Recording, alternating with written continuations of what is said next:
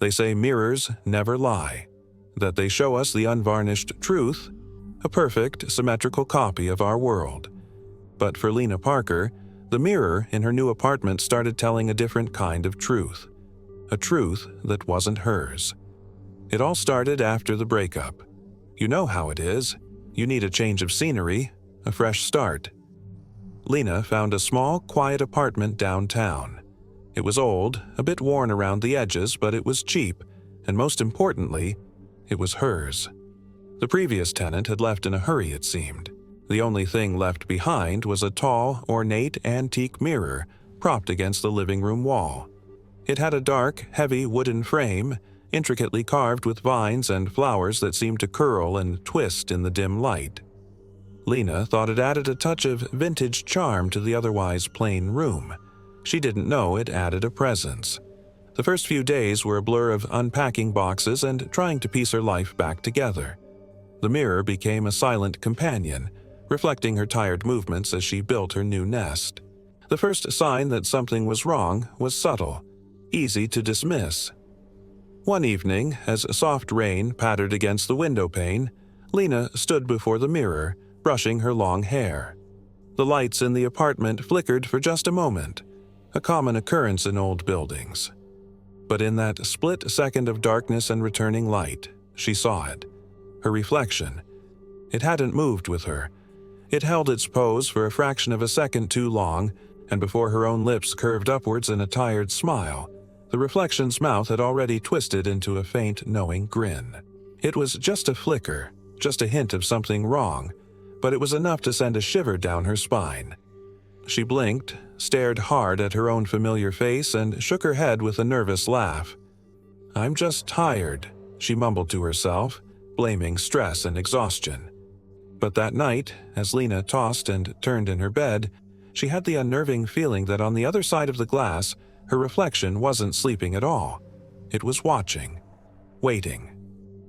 The next morning, the feeling of unease hadn't faded. It clung to her like the morning mist. She woke up, groggy and unrested, and shuffled into the living room. Her gaze was immediately drawn to the mirror. What she saw made her blood run cold.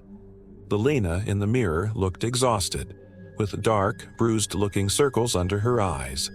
But when Lena touched her own face, her skin was smooth, pale, and unblemished. She stared, her heart hammering against her ribs. She tentatively raised her right hand. The reflection didn't follow. It just stood there, its weary eyes fixed on her, a phantom version of herself, a broken echo. In a voice barely above a whisper, choked with fear, Lena asked the impossible question, "What are you?" For the first time, the reflection responded. Its lips moved and a faint, raspy whisper seemed to seep out of the glass, a sound that was both her voice and not. "I'm what you were supposed to be." From that day on, the apartment became a stage for the bizarre. The line between reality and the reflection blurred. Strange things started happening, all centered around the mirror. On a warm afternoon, the glass would fog up as if someone had just breathed on it, even though the room was dry and cool.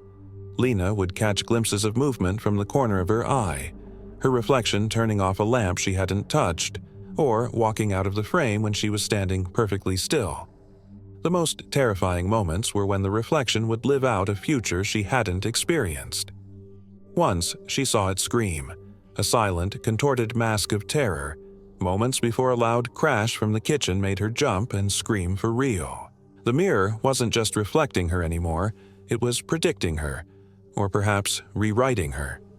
Lena was convinced she was losing her mind. She needed a dose of reality, a voice of reason. So she called her best friend, Emma. When Emma arrived, Lena poured out the whole story, her words tumbling over each other in a frantic rush. The smiling reflection, the bruises, the whispers. Emma, ever the pragmatist, listened patiently before letting out a soft laugh. "Lena, honey, you've been through a lot. It's just stress playing tricks on your mind. This is classic." "It's not stress, Emma. It's real," Lena insisted, her voice trembling. Just look in it. Please." Skeptical but wanting to humor her friend, Emma walked over to the antique mirror and peered in. She smoothed her hair, smiled, and then she went pale. Her own smile vanished. "Lena," she whispered, her eyes wide with terror fixed on the reflection. There's someone standing behind you." Lena's heart stopped. She whipped around. The room was empty. There was no one there. Confused, she looked back at the mirror, and she saw it. Standing directly behind her reflection was a shadowy figure, indistinct and tall. And as Lena watched, frozen in horror, the reflection of the figure behind her smiled a wide, predatory grin. That night, sleep was impossible. Lena couldn't tear her eyes away from the mirror, terrified of what she might see, yet more terrified of turning her back on it. As the first rays of dawn crept through the window, they hit the glass at a peculiar angle. And for the first time, Lena saw it. Faint, spidery writing etched into the surface of the mirror, visible only when the light caught it just right. It looked like it had been scratched from the inside. She leaned closer, her breath catching in her throat as she deciphered the desperate, looping script. It said, "Help me. She won't let me out." Pure, undiluted terror seized her. This was not in her head. This was real. Her hands shaking, she fumbled for her phone and called the landlord. When she explained what was happening, there was a long, heavy sigh on the other end of the line. "I knew it," the landlord muttered. "I should have gotten rid of that mirror after the last one." "The last one?" Lena asked, her voice a thin thread. "The previous tenant," he said, his voice grim. "She vanished." "Vanished? What do you mean, vanished?" "I mean, one day she was there, the next she wasn't. All her things were still in the apartment. The police came, they investigated. The only thing they found was a full set of her fingerprints on the inside of the mirror's glass. That was it. Lena was done. She threw her clothes and essentials into a suitcase, her movements frantic and clumsy. She wasn't staying another second in this apartment, in this nightmare. Her bag was packed, her keys were in her hand, and freedom was just a few steps away. She had to walk past the mirror to get to the door.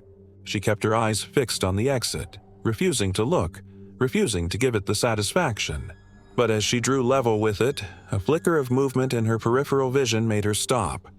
Her reflection. It had moved faster than her. It was already at the edge of the mirror's frame, its hand outstretched. Before Lena could even process what was happening, a cold, solid force gripped her arm. She looked down in disbelief. The reflection's hand was extended through the glass, its fingers digging into her flesh, pulling her towards the cold, unyielding surface. A scream, raw and full of terror, tore from her throat, echoing through the empty apartment.